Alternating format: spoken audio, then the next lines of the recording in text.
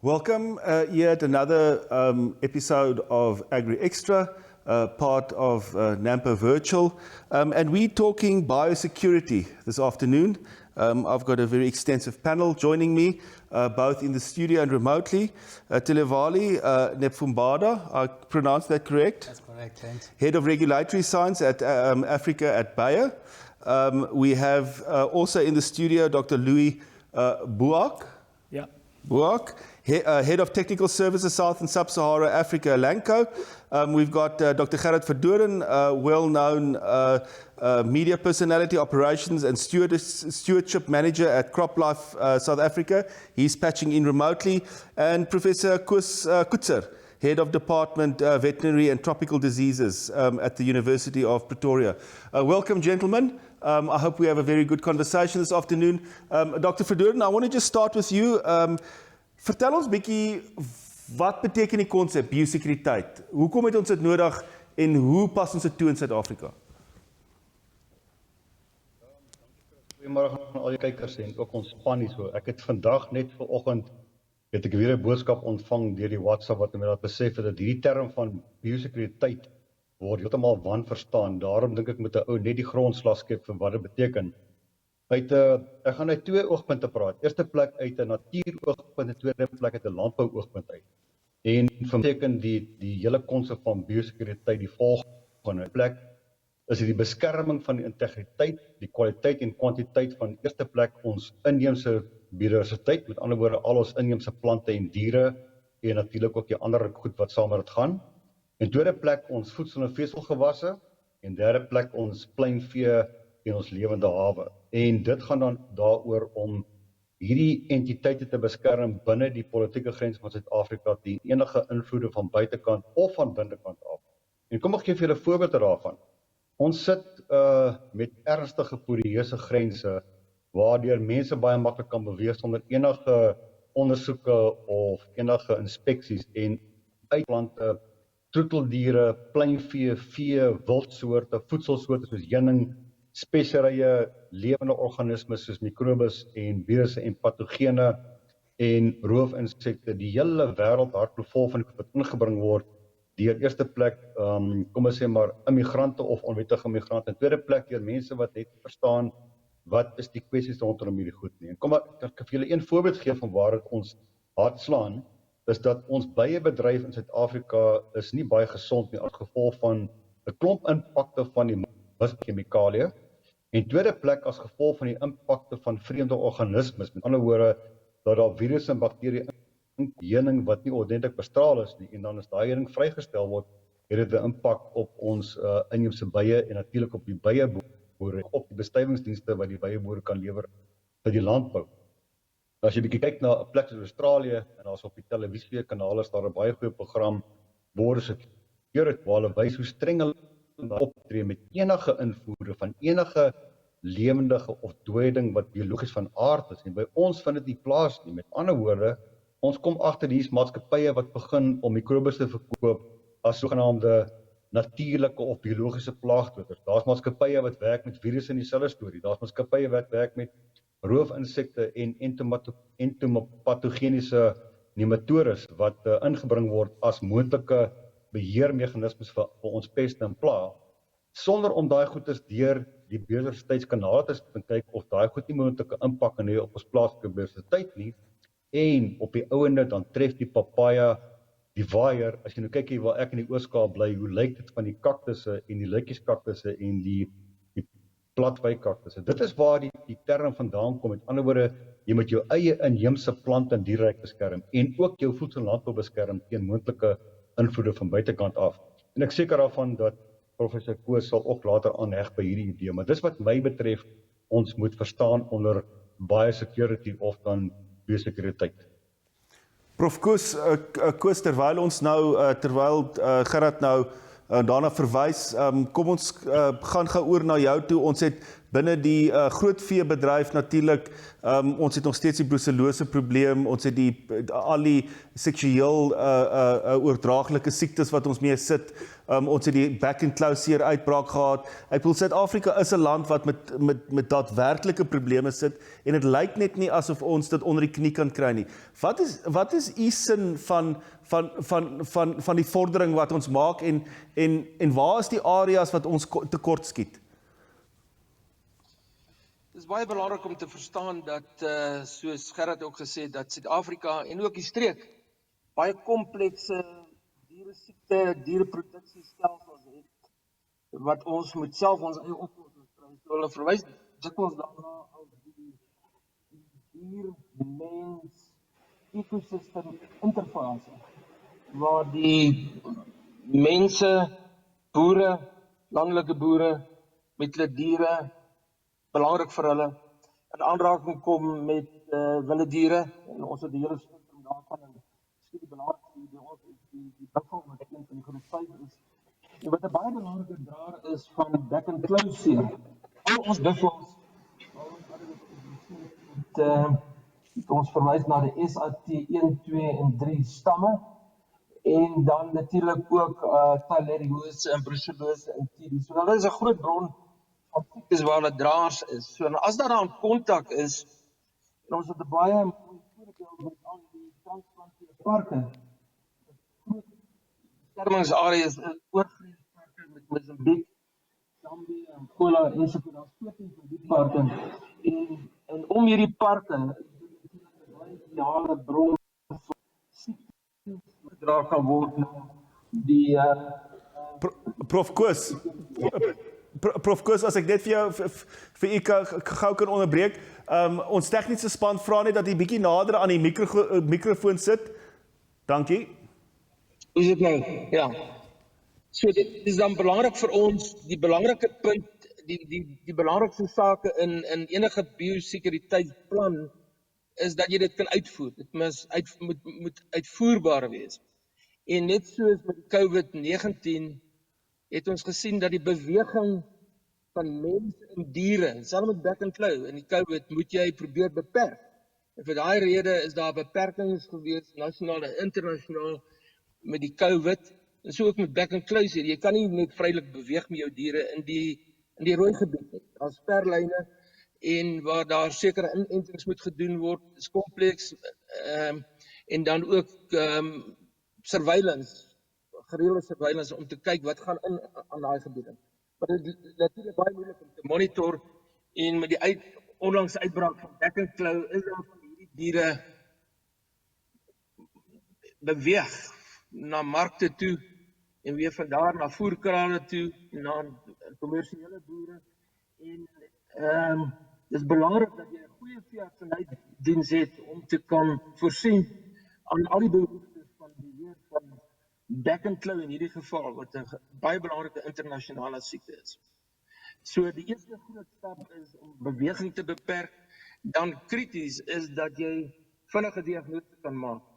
Net soos COVID, moet jy vinnige diagnose kan maak, met akkuraat wees, met goeie toets, jy moet regte reagense in die akute fase, in die vroeë fase, moet jy dan die agent, in hierdie geval back and claw, kan opspoor met sensitiewe molekulêre toetse, en dan as hulle herstel, kan jy weer ander toetse doen, so dit ook vir die COVID-19 doen, die serologiese toetse. So die toetsing is baie belangrik, dat jy goeie laboratoria het, en dat jy goeie opgeleide personeel het, en dan ook in die veld, kan hulle hierdie beheermaatreëls toepas. So ek dink daar is 'n groot uitdaging vir Suid-Afrika en die streek om krities te kyk na veeartsenykunde, veeartsenydiens, wat baie moeilik is, in moeilike omstandighede, om dit effektief te doen. As ons dit nie kan doen nie, en as ons nie goeie biosekuriteitsplanne kan uitvoer nie, gaan ons net nie kan handel nie. Jy weet, met die internasionale wêreld, en dit het ons nou gesien met back and claw, het skep allerlei probleme, as ons nie goeie planne het, en meer belangrikheid planne te kan uitvoer. So politieke inkoop en bronne, resources, is krities. Daar moet genoeg finansies wees om hierdie dinge te kan doen. So dit is waaroor dit gaan, die komplekse sisteme, ekosisteme waar ons werk en hoe hanteer ons terselfdertyd dieregesondheid, diereproduksie, dieresluit in gedomesticeerde en wilde diere en dan mense hoe nader ons kom die ekosisteme, hoe meer gevaarlik raak dit. Vleermuise wat goed daar en 'n verskeidenheid van zoonetiese siektes wat dan 'n groot impak op publieke gesondheid in die land en internasionaal soos ons gesien het. Miskien is dit 'n wegspring. Baie dankie.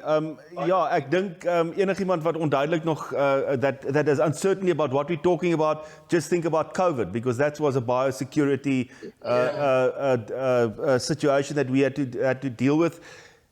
And I think a topic that we should come back to at some point is who is responsible for this. I mean, we saw with the outbreak of foot and mouth, is it farmers? Is it the state?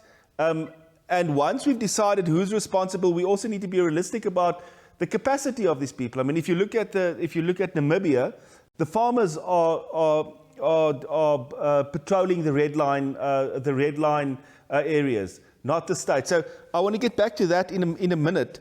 But Tivali, I want to just stop with you for a moment. A very interesting case study was the fall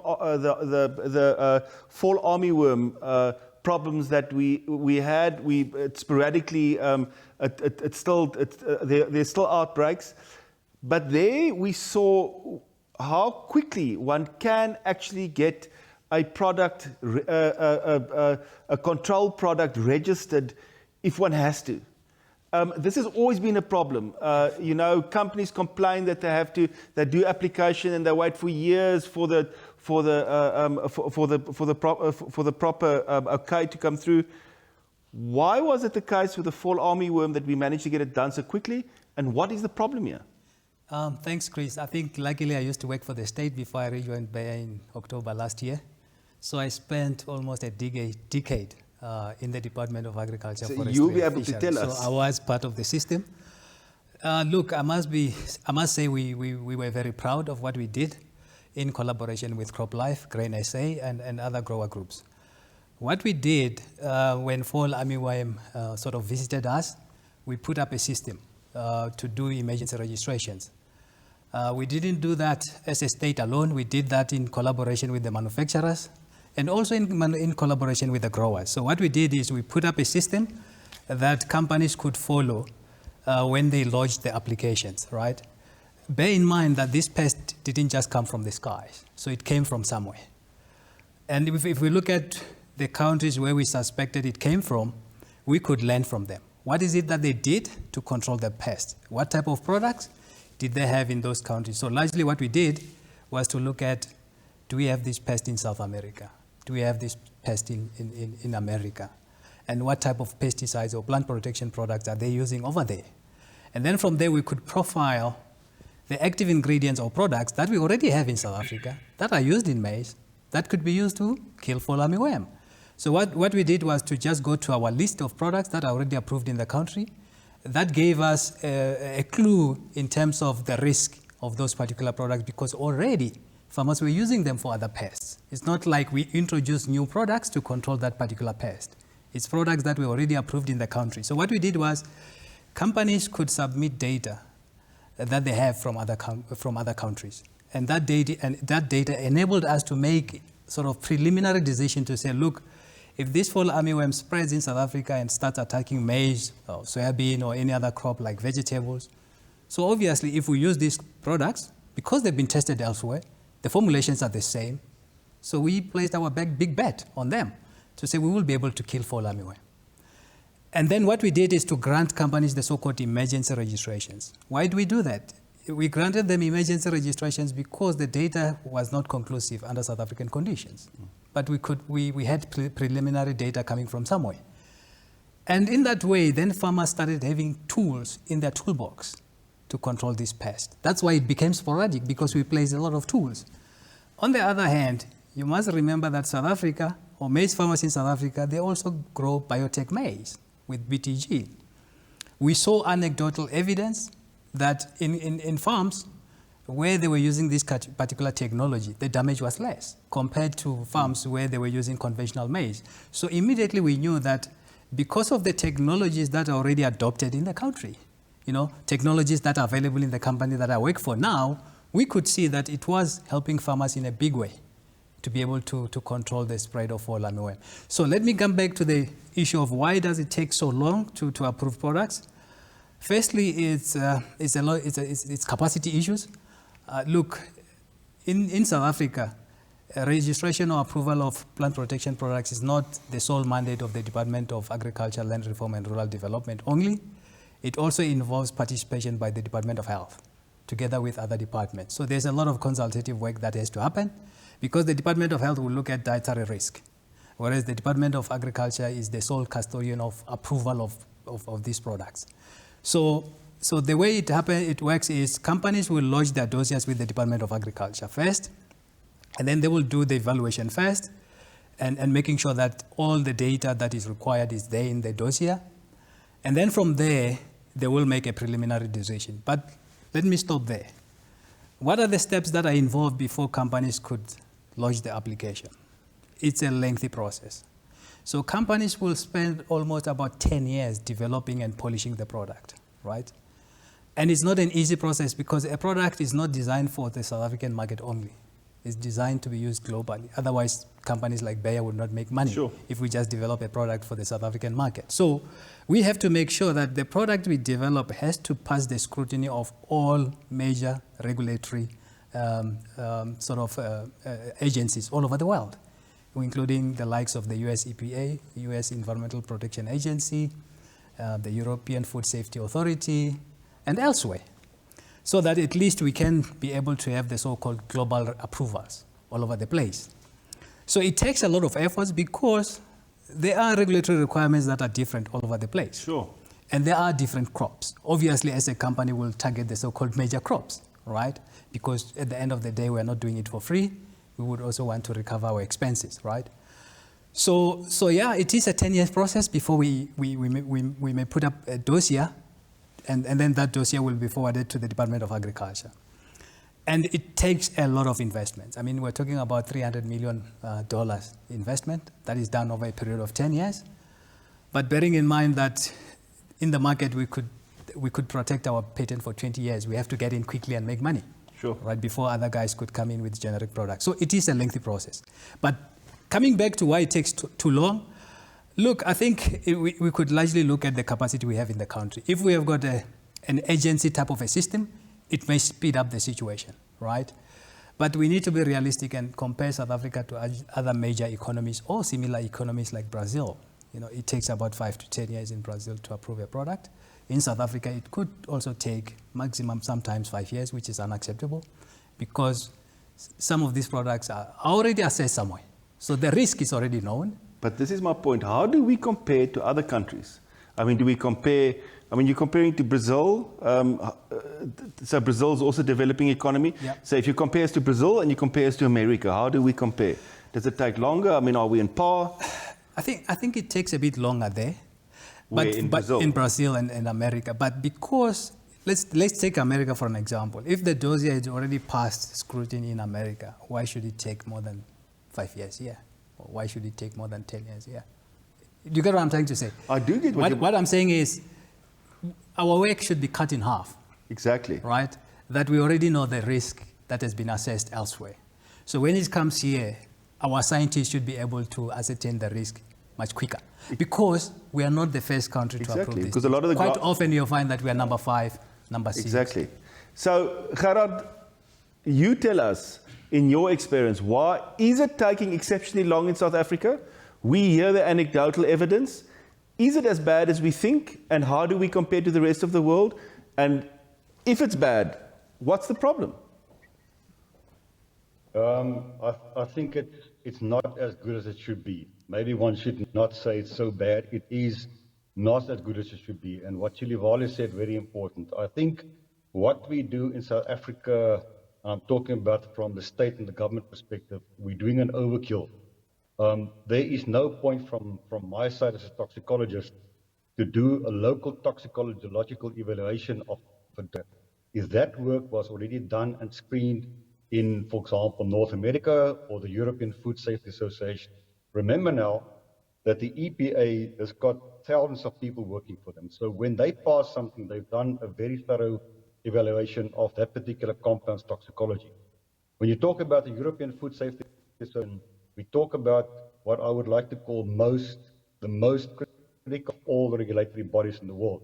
If they say yes for something, you must know it's a solid yes. So there's no point in us in South Africa submitting that particular tox evaluation again to a local person for evaluation because it's a waste of time.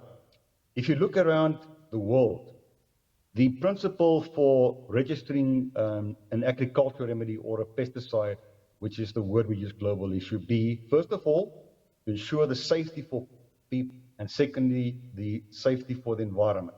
Now, in our country, again, we go overboard and we do all these trials over different bioclimatic regions and over different seasons.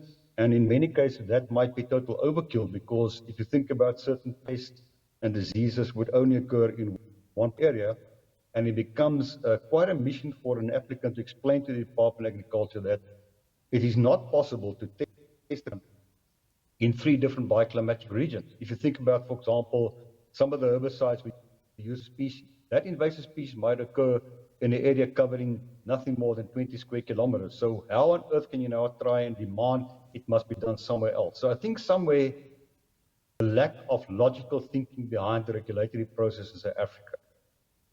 The other thing that Chilivale mentioned is the lack of capacity. We talk about not sufficient number of people in the department to do the evaluations. And you can't expect the current complement of the few people left in the office of the registrar to cope with modern society.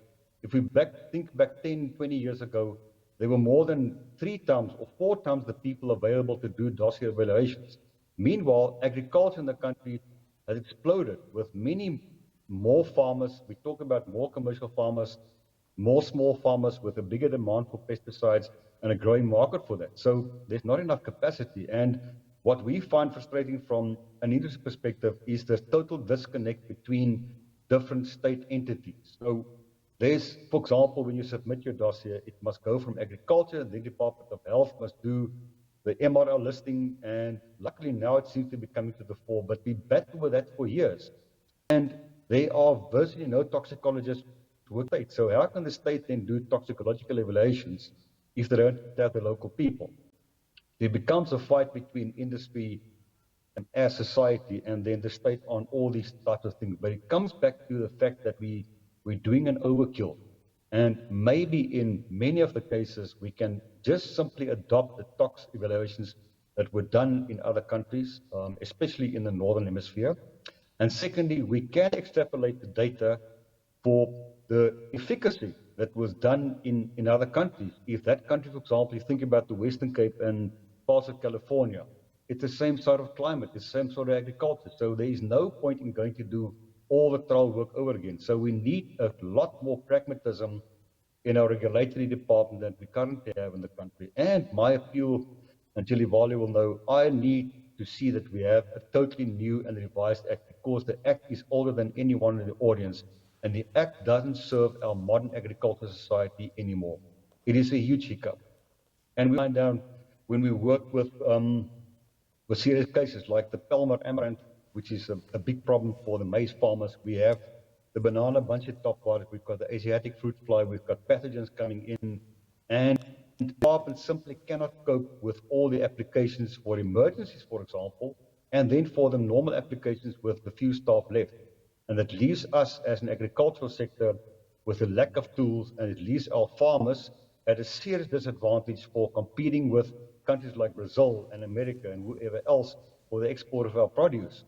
And if we pluck the economy out of agriculture in South Africa, then we kill the economy completely, because agriculture is the backbone of the economy in South Africa. So that is my summary of what I think the problem is in South Africa regarding regulatory affairs around the pesticides, or then agricultural remedies as they're still called in the Act. Thank you, Gerhard. I mean, what stands out for me is the issue of collaboration. We saw it with the fall army worm. We had a crisis. We sorted it out. We had a situation with foot and mouth. The government and the private sector got together. They sorted it out to a point, but then problems kicked in again. We looked at COVID. I mean, there we had a major crisis. The private sector and the public sector got together. They sorted it out. And I think that maybe we don't have enough crises to focus the mind. But I mean, as Gerhard is saying, I mean, this act it's old, it's outdated. I mean, why aren't we updating it? So that disconnect is a bit worrying. But Dr. Boag, you work in the intensive industry. You work with pigs and chickens, am I correct? Yeah, we work especially from a company's point of view, and where I've been involved is especially in the intensive animal production space until recently. And I mean, Chris, you just mentioned with regards to who is responsible, or just a little bit earlier on, who's responsible now for biosecurity. And I think one of the biggest things that we need to come to realize that each person and each individual within that needs to take responsibility for themselves as well, and not expect somebody else to take responsibility. So the private sector, as you mentioned, need to come together, the public sector, but the farmer itself as well. And if one looks at for example, the intensive animal production, and let's talk, for example, poultry, one can clearly see, compared to some other production systems, that they are far ahead when it comes to biosecurity on farm, movement on the premises, movement of animals and that. And I think there's a lot that we can learn from there that we can apply to other systems, and for be it production systems in extensive animal production or in large animal production. And one of the key things that we see is, if you look at the intensive animal production, if you even look at the food chain, in protecting food chain is to do different prevention activities. For example, vaccination in poultry to salmonella, to reduce the risk of salmonella in people itself as well. And then there's a lot of integrated pest management, and I think Prof. Verdoorn will have quite a lot of insight there as well in managing your pests, like flies, for example. We know that they can act as vectors for multiple diseases. And by doing so, by having an integrated approach, having your cultural or your environmental control up to date, or as best as possible, you reduce the risk of spreading disease between your animals, but between, for example, different houses if you've got a broiler establishment. And I think there's simple things that one can do, and that, I mean, a lot of the times you talk about, if you go to an auction and you purchase cattle, for example, make sure you've got a quarantine camp on your farm and quarantine that animals before you put them back into your herd. And then even better is if you go and then you treat them with pesticides, but let's say your internal and external parasites on the farm itself, because you don't know what you're potentially going to bring towards your farm. And those are simple things that one can do. Movement of people. I mean, we touched on, for example, swine fever, for example. We know that people can act as an important transmission or vector of it itself. We know that ticks can play an important role, and your wildlife. So all of those factors need to be taken into consideration when looking at biosecurity, and each person needs to take ownership for that and accept the responsibility in assisting in managing the biosecurity on farm, be it extensive or intensive. If one looks at the extensive cattle industry, for instance, and you look at the problem that we've had with foot and mouth, and then you look at the pork industry, and you look at the way the pork industry has managed to manage their biosecurity with a concept like compartmentalization. Yes. How applicable would that be, for instance? Because, I mean, if you look at foot and mouth, it's very difficult to try and control the uncontrollable. I mean, you've got the red line, you've got communal areas, you've got, it's the same with a swine fever. It's very difficult to control. So my question is, how practical is it to look at a concept like compartmentalization in the pork industry and apply it in the extensive cattle industry? Yeah, I think one can take aspects of it, and it's for example, movement of animals. For example, if you had an outbreak in an area, the simple thing of it, just because, for example, if it's a disease where culling might be necessary, don't move your animals because you worsen the situation for somebody, for your neighbor, etc. Because then the area would just potentially widen where that needs to be quarantined, for example.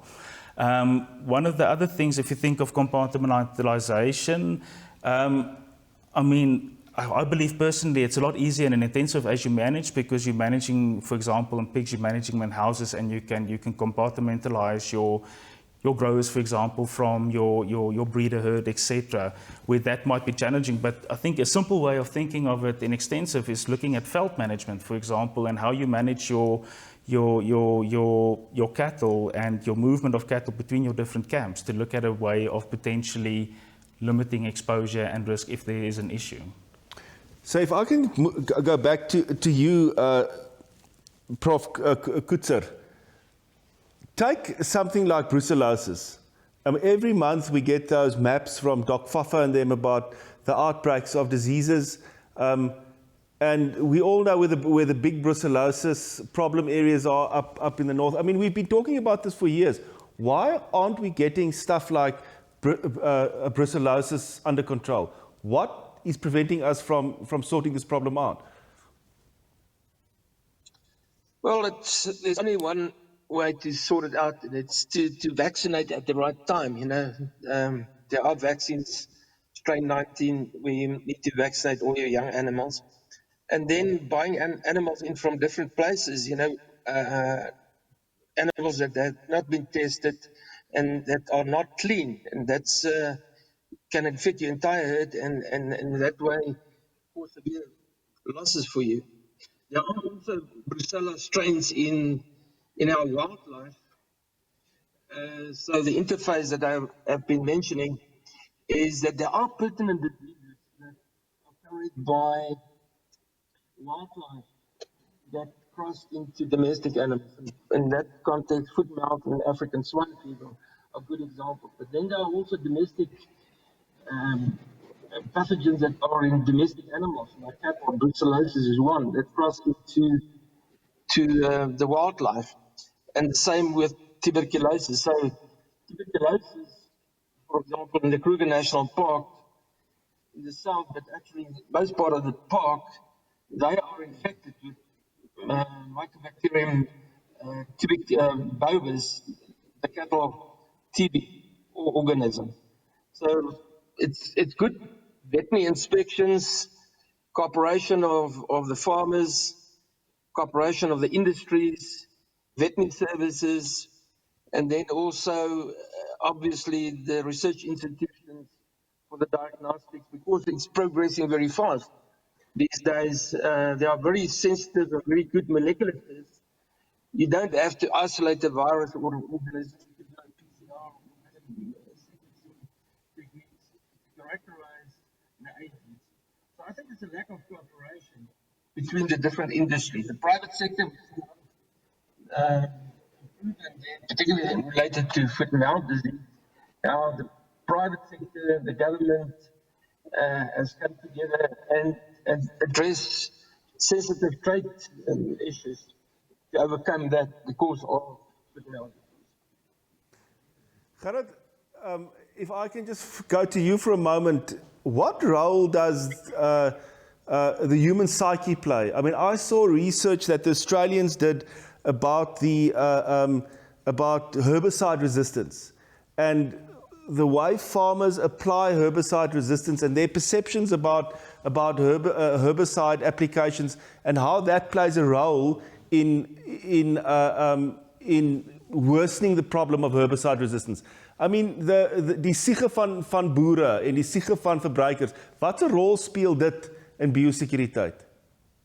En hoe verander ons dit? Chris, dit speel 'n ongelooflike belangrike rol. Ek dink die siege gaan saam met die konsep van bewusmaking. In other words, to create an awareness about a particular problem. Now, unfortunately, the entire world, whether we talk about the motor car industry or agriculture, is focused on one thing. That's to make money as quickly and as much as possible without thinking about the long-term future of your business and your industry. En as ons nou begin praat oor hoe pas die siege van die mens in by die gebruik van plaagdoders, is dit 'n redelike ernstige probleem. Nou ek by CropLife SA hanteer al die rentmeesterskap kwessies rondom, met ander woorde, verantwoordelike gebruik en so aan, ook die misbruik. En dit is verstommend oor hoe ernstig die meeste mense plaagdoders totaal misbruik, sonder die denke oor wat is die nagevolge van my verkeerde aksie met 'n plaagdoder. Dis onafhanklik of dit nou 'n swamdoder, 'n insekdoder of 'n onkruiddoder is. En wat ons eintlik doen met hierdie verkeerde siege van ons om die goed verkeerd te gebruik of nie ordentlik te gebruik nie, is ons maak plaagdoders dood. Ons het in Suid-Afrika al 'n hele paar plaagdoders doodgemaak in omgekeerde kommatjies as gevolg van verkeerde gebruik en waar die middels uitgefaseer moet word omdat die goed te giftig is vir die omgewing om weer misbruik of omdat die produkte nie meer aktief werk om bepaalde pes of plaag of dan die swamsiekte by 'n plant te beheer en te bestuur nie. En ons het ek dink oor die wêreld hier, nie alleen in Suid-Afrika nie, maar veral by ons landbougemeenskap het ons 'n hele totale paradigma verskuiwing nodig rondom die gebruik van plaagdoders. Nou, Chilivali het al genoem van wat als gedoen moet word om 'n plaagdoder te registreer en 'n reuse klomp werk gaan daarin om te bewys die produk is wel effektief teen 'n bepaalde pes en plaag en siekte in die bepaalde gewas en dan word die etiket saamgestel. En dit is skokkend om te hoor hoe min mense etikette lees. Ek het die oproep op my noodnommer wat 'n bedryf elke dag te vra, hoe moet ek die produk meng? En dis waar die probleem in kom. So daar's nie behoorlikheidssiege by die mens wanneer kom by plaagdoders. Dis 'n geval van vat die ding, meng hom, spuit hom en jy hoop maar dit werk. En dit is waar die probleem daarin kom, dat of daar's 'n swak kom ons sê soos die performance van die produk op die gewas, of daar is skade aan die gewas, of daar skade in die omgewing, of daar kom skade kom aan die mense. En as jy nou dink byvoorbeeld ons uitvoergewasse wat geweldig streng beheer word in terme van die maksimum residuelimiete, daardie ouens werk nogal baie goed om te weet as daai produk aan die kant aankom in Spanje en die residu's te hoog, dis bloot omgekeer, dit word in die oseaan gedamp. Maar wat nou van ons plaaslike bevolking wat blootgestel word aan onregmatige residue van die plaagdoders op die gewas wat hulle eet. Dit kom daarop neer dat die siege van die mens verander in 'n siege van verantwoordelikheid. Nou Koos het genoem net nou en Dr. Boag het net nou genoem met Chilivali ook dat almal het 'n gedeelde verantwoordelikheid rondom hierdie teorie of die hele beginsel van biosekuriteit. Met ander woorde, dis nie alleen vir my as die regering of die staat of 'n liggaam soos CropLife SA om te doen nie. Dit is almal se verantwoordelikheid. En as ons nie almal begin saamspeel in terme van om die landboumiddels en die veemiddels ordentlik te gebruik, ordentlik te bestuur nie, gaan ons hierdie probleem nie te bowe kom nie. Prof. Koetzer het net nou gepraat van, jy weet, dat in die brucellose geval, hoeveel boere doen werklik waar die vaksinering of die inenting korrek? Hoeveel boere doen werklik waar die gebruik van plaagdoders korrek? Ons weet van die gevalle waar bijvoorbeeld in die Wes-Kaap het 'n geweldige weerstand ontwikkel teen goed. Ons weet in die geval van hierbo by ons dat die dwaalende Jood, daardie plantjie het al probleme as gevolg van verkeerde plaagdoder gebruik. Nou, die beginsel kom terug. As jy die etiket van jou landboumiddel of jou veemiddel streng navolg, dan het daai ding 'n bitter lang rak lewe. Met ander woorde 30 tot 40 jaar voor jy gaan begin probleme optel. Ons vind deesdae goed soos diamide, wat 'n baie sagte tipe van 'n insekdoder is klaar besig om hulle self te sien, of met ander soos ou sê het, hulle sien hulle agterkante, want die goed begin weerstandigheid optel by die insek, gevolg van verkeerde gebruike.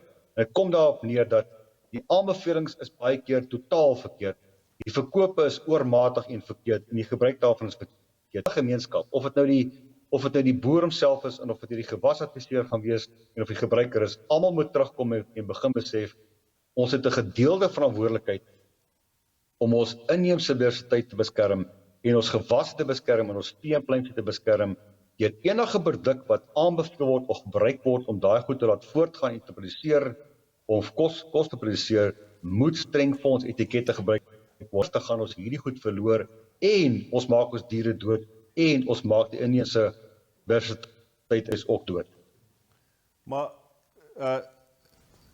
Gerhard, net om terug te kom daar, ek wil, jy sê self, die hele doel van waarmee ons onsself besig mee hou is om soveel geld te maak as moontlik. En aan die ander kant het ons 'n gedeelde verantwoordelikheid. So ek wil, ons weet almal, ons is almal groot mense, ons weet as dit kom tussen geld maak en verantwoordelike gebruik, waar val die klem? So mense het nog steeds seker iemand nodig om die reëls af te dwing, nie waar nie? En ek wil het ons daai instansies wat die reëls afdwing. Chris, ongelukkig het ons nie in Suid-Afrika soos in Amerika die EPA, die Environmental Protection Agency, wat sterk staan nie. Ons het in Departement Landbou het ons wel 'n inspektoraat wat wet 36 goed bestuur en beheer en inspeksie doen. Jy kan nie verwag dat 16 inspekteurs moet hierdie magtige nasie met 52 miljoen mense bestuur en beheer. Hulle kan beswaarlik uitkom by die werklike misdrywe rondom plaasbotes. Hulle kan beswaarlik uit by inspeksies op plase. Ek weet nie of daar ooit inspeksie gedoen word nie. En dis waar terugkom wat gesê is vanmôre deur Dr. Boag in besonder, dat almal het 'n verantwoordelikheid. So die pleidooi van ons van Krophuis Suid-Afrika se kant is, kom ons los die werklike moeilike gevalle vir die inspeksiedienste waar hulle iemand moet vasvat wat regtig waar die wet oortree. Maar as dit kom by die integriteit van wat 'n mens met jouself aanvang as 'n mens en met die landboumiddels of die veemiddels, is dit bloot 'n geval van wees verantwoordelik. Want as almal verantwoordelik is, het jy inspeksiedienste beswaarlik nodig. Maar as almal nie verantwoordelik is nie, dan gaan die paar inspekteurs wat in Suid-Afrika oor is, glad nie die wet kan afdoen nie. Ons het in Suid-Afrika, ons wet 36 is baie oud. Ons nuwe wette rondom biodiversiteit en so aan is jong en dit word beskou as van die beste in die wêreld. Ons toepassing daarvan word beskou as die swakste in die hele wêreld. Met ander woorde, ons gaan weer 'n keer sit met 'n vraag, maar wie gaan dit doen? Dit kom daarop neer, dit help nie jy het 'n wet wat jy nie kan toepas nie. En dan kom dit terug na die beginsel toe van die mense moet hulle self bestuur. Moenie verwag dat die polisieman met elke dag kom aanklop en vir jou vra, spuit jy jou plate dis korrek nie. Dit moet 'n integriteitsding met jouself wees om te sê, ek gaan myself as 'n individu op my plaas of my tuin of 'n veeboer ordentlik bestuur en ek gaan my middels korrek gebruik want ek weet, dit gaan vir my produksie gee. Ek gaan my geld kan maak, ek gaan miskien nie miljoene kan maak want ek moet dit bestuur langtermyn, maar ek gaan nie skade veroorsaak in die omgewing nie. Ek gaan nie mense se gesondheid bedreig met matige gebruik van die goed nie. En ek gaan ook nie die lang raklewe van produk bedreig, die produkte verkeerd te gebruik en dat die organismes wat daardeur beheer moet word, weer gaan opbou nie. So dit kom terug daarop dat die integriteit van die mens moet verander rondom hierdie storie. Anders kan ons storie van biosecurity totaal afskryf. As mens dink byvoorbeeld wat Koos genoem het net nou oor die beweging van diere, as ons sien hoe word plante beweeg, as ons sien hoe word bye beweeg, alles onwettig. En daai ou sê maar ek wil 'n gap vat want ek wil die geld maak en ek hoop maar daar kom nie in nagevolg. Ek sê altyd vir my studente ook as ek hulle oplei by die universiteite. Jy moet daai ding doen van I call it conscious thinking. If you do something now, first stop for a second and think for yourself, what is the consequence of my actions? And if you move that herd of cattle, having been vaccinated and crossing a red line border, you should know it's going to be a disaster. As jy jou gars of jou wat ook al oes en daar's palmer amarantsaad wat sê goed en jy verkoop daai mielies of jy verkoop daai lucerne op 'n ander plek, dan moet jy weet, daar gaan 'n negatiewe uitkom daarvoor wees vir die hele land. Op die ou ende skade as gevolg van een of twee persone wat nie korrek optree. So kom nou op terug, dit lê by almal lê die verantwoordelikheid om hierdie goed te handhaaf. Trevali, I want to just get back to you. We've been hearing about the overuse of plant protection products, but I mean it's also with in the livestock industry with tickercides. I mean we've got huge resistance problems there, and there is a bit of a crisis in terms of the availability of products. I mean, you know, we've got a huge problem in the Western Cape with ryegrass. As Bayer. And working in this space, are you seeing a move to softer chemicals and to maybe to alternative methods of control? Yeah, Chris, thanks for that question. I think the magic word is integrated weed management or integrated pest management. There is no way that resistance would not happen if we just do one thing all over again and again and again. So reliance on one chemical is going to cause a disaster for us. We've already seen this in the Western Cape with ryegrass, the resistance to FOPs and DIMS herbicides. It has been there for more than 20 years with us. Those products don't work in the Western Cape. So what we have done as a company is we have brought in new products, but I can bet you, even if you come with a new one and they see it working, and farmers can just continue to use it year in, year out, and that's a disaster. So what we need is a change of mindset, right? You just said in Australia, I think they also have a luxury of having very good weed scientists there who are helping them to integrate, not to solely use chemicals to control weeds, but to also use other strategies, cultural practices, right? When you harvest, just burn the stuff so that you don't have a lot of loading of weed seed in the ground, When they harvest, they've got like chaff cuts that can collect the material. Don't let it go back to the ground because you're just sowing the weeds all over again. So I think you need a change of mindsets. We know that our farmers cannot adopt some of these practices because of the terrain or the topography in the Western Cape. So in that sense, they would still be relying largely on chemicals. But again, they don't have to use one chemical year in, year out. I mean, there are chemicals that are sold by different manufacturers. Then you need the skill and the knowledge on how to use these particular chemicals, right? So we are happy that CropLife has got training models that people can go through, those models to be trained on how to use plant protection products. Because if we don't do that, it's not sustainable. Sure. Like you said, we will kill these products and then farming will suffer. So plant protection products are tools to be looked after. If we abuse them, then they become useless, right? And then we are damaging the environment at the same time. So for us, it's as much as we can come up with new chemicals, but we are scared. Resistance will just creep in. So it's a change of behavior in the farming practices. But I mean, for a company like Bayer that is ostensibly a chemical company, I mean, are you seeing within Bayer sort of maybe a refocus or a realization that we won't, in perpetuity, will be able to rely on chemicals, that Bayer at some point will have to reposition itself as a company looking at soil health, maybe? Good. I'm happy that you raised that question. Let's use maize as an example. We've got two technologies. We do have a conventional system where you can use chemicals, but we also have biotechnology where you don't have to spray chemicals for Lepidoptera pest control. So we've got genes in maize plants that can control pests. So it's a biological control system. Then we are reducing the loading of pesticides in the environment. We are also involved in biological research, wherein we are coming up with biocontrol agents as well that can also assist in controlling pests rather than to just rely on chemicals. If you look at our current portfolio, we have cancelled registration for the so-called highly hazardous pesticides. So if you look at our new portfolio that's coming on stream, you will see that the tox profile or the environmental profile of this product is favorable. And if you look at our labels, they are all supported by a robust stewardship program. We've got Gerhard Verdoorn on this panel. He can tell you that if you don't have a robust stewardship program behind your products, obviously you are heading for disaster, right? So you need to put the right framework, right support behind your chemicals or your control tools. So we are happy as a company that we are not only investing in chemicals, we are also investing in other tools to control pests. By doing so, we are making sure that at least we can inherit the world that's not polluted by chemicals, right? Then it's all about sustainability going forward. We want farmers to still farm for the next 1,000 years. Dr. Boag, you work in the intensive industry. Every now and then you guys, you held up as the gold standard for biosecurity, but you're not immune. I mean, we've had bird flu. It was very difficult to control in the Western Cape. We've had swine flu, which was controlled, but I mean, you're still vulnerable. What keeps you up at night as somebody working in the intensive industry? I mean, where do you see the red flags?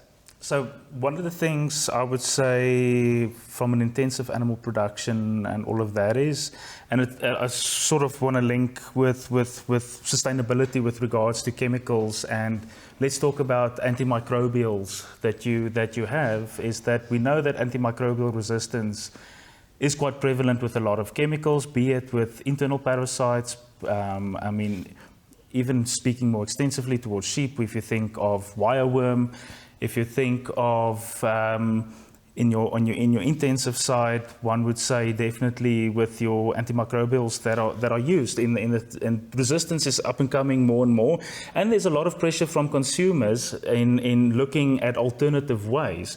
So for me, one of the things that definitely keeps me up is what is the next thing? How can one promote health and well-being, because I do believe it's a balance. It's a balance between maintaining the wealth and well-being of the animal itself, promoting sustainability in farming, and then health and well-being in the consumer, and is to find that balance in alternative potential products that one can use, be it enzymes, be it vaccinations to reduce the risk and to reduce your need for, I would say, especially antimicrobial products in that, because in any intensive system, the risk of disease spreading between that is so much greater due to the stocking density of animals and that, and when there's a problem, be it viral, be it bacterial, and that, it spreads quite quickly, and we do find resistance in a lot of products, which mitigates or increases your risk, be it from a profitability point of view for the farmer itself, and then from a production point of view. We've got a few minutes left. We've got 5 minutes left. Now I've got a question for Dr. Coetzer, and one last one for you, Gerhard. Because in terms of the livestock industry, I mean, we've also got the resistance problems with tickercides, with internal parasites, wireworm. I mean, the case of Robbie Blaine with looking at genetic selection for resistance against wireworm. Where does the new frontier lie once chemicals don't work anymore for the livestock industry? I mean, is genetics a possible backdoor for us? I'm not an expert in the genetic field, more in infectious diseases, but they've tried genetic resistance to trypanosomes in East Africa, a certain breed damas that apparently more resistant to trips. And we've seen indigenous animals, the Ngunis, apparently are more resistant to ticks and the effects of ticks. But genetics in terms of infectious diseases, like our virulent infectious diseases like Rift Valley fever, if it comes in, it kills as many indigenous so-called resistant animals or genetically resistant animals than susceptible animals. You know, we've seen cattle, for example, with foot and mouth disease, because the viruses that we've got here, it's important to distinguish whether it's the virulence of the virus or whether it's the effect of the animal, its immune system that makes it more tolerant or more resistant to infection. But the foot and mouth disease viruses, the ones that we've got, the SAT 1, 2, and 3, behave very differently from the European viruses. So, and so we need our own solutions here in terms of our own problems. And in that context, there's quite an innovative project where they looked at, because the zoning for foot and mouth disease is complex and we will never have country freedom of foot and mouth disease. So it's what they refer to as commodity-based trade, where you look at the product instead of the animal and ensure that that product is, by applying food safety and risk management, is for ultimate trade and consumption for the human being. Gerhard, if we can close with you quickly, I just wanted to just one last case study. The amaranth up in the Northern Cape that was brought in from the US. That was quite a scary breach of biosecurity for South Africa. How are we dealing with that one? Chris, unfortunately, at this stage, we're not dealing with it at all. And our hurdle lies in the fact that we have been battling ever since this wheat was reported to us in getting it onto the CARA list, which is the Conservation Agricultural Resources Act list, which as a declared weed.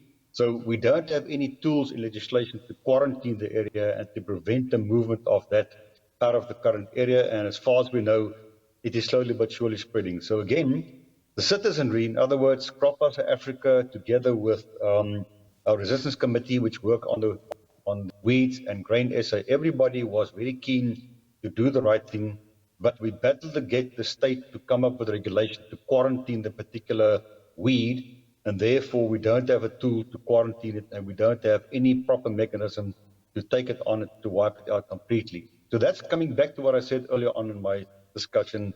It's a case of making the money and not having this consequential thinking thing in your mind, and it comes back to the of as citizens, we don't regulate ourselves. We expect somebody else to regulate us, and that causes the problem. So unless we all take hands as state and citizenry, whether it is the farming sector or the agrochemical sector or the veterinary sector, and we're going to take a collective responsibility, and we all work together for the improvement of agriculture and protecting our biodiversity and biosecurity, we're not going to come to the bottom of this. And it is frustrating to try and do the right thing, but you don't have the proper tools because one party in the whole chain does not do its proper work on that particular level. And on that very sober note, we come to the end of our conversation. Gentlemen, I want to thank you all for taking part. Tilevali, thank you very much. Koos, Gerhard, and Louis, thank you all for being here. Thank you for making the time. And we hope that, that things improve going into the future. Ladies and gentlemen, thank you. That was another edition of AGRI Motion on NAMPO Virtual. Thanks for joining us. Stay tuned and we'll speak to you later. Thank you very much.